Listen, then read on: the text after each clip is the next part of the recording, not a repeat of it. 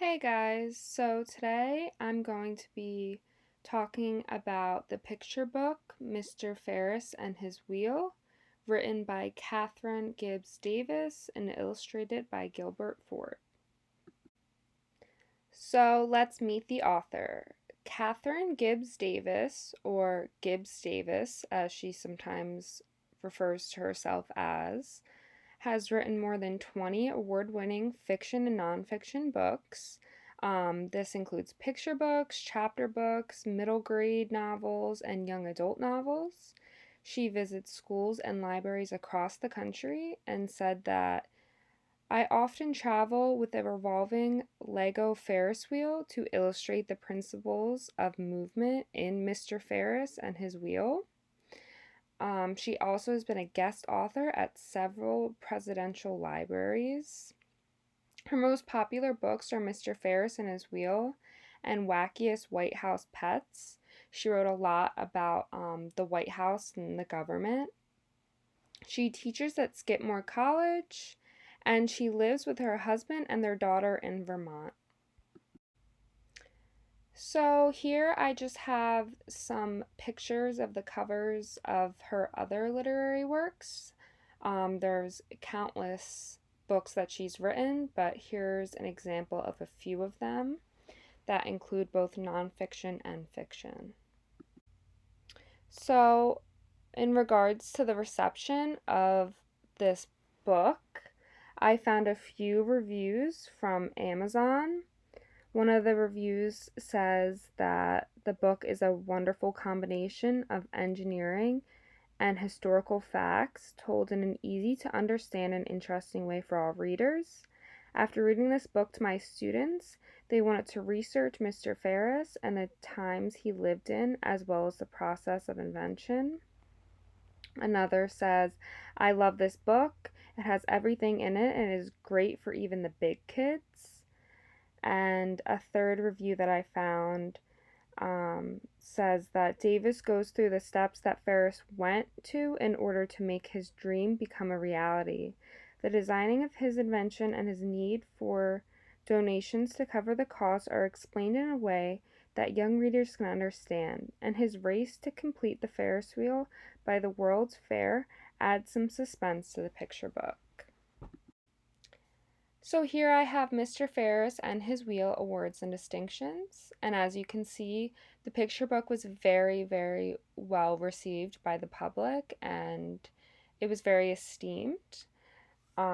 It offers a lot of historical significance as well as an introduction to the engineering field, which is not something seen in many children's books.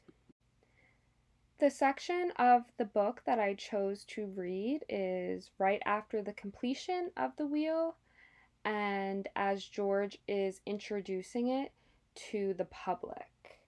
So it says, on June 21st, 1893, opening day finally arrived. 2,000 people gathered as flags waved.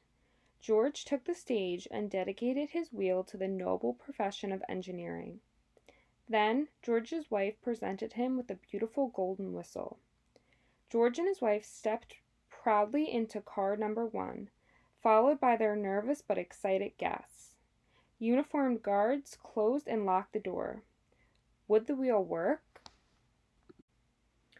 George blew the golden whistle. 2,000 tons of steel began to turn around as the soft clanking of a large chain drove the mighty machine. Up, up, up the car quietly floated, above the mud and noise. 2 steam engines, an extra one in case one broke, made the wheel turn. George had hidden under them the wooden platform where the riders boarded. As the car was lifted higher, everyone rose from the velvet seats and crowded to its windows.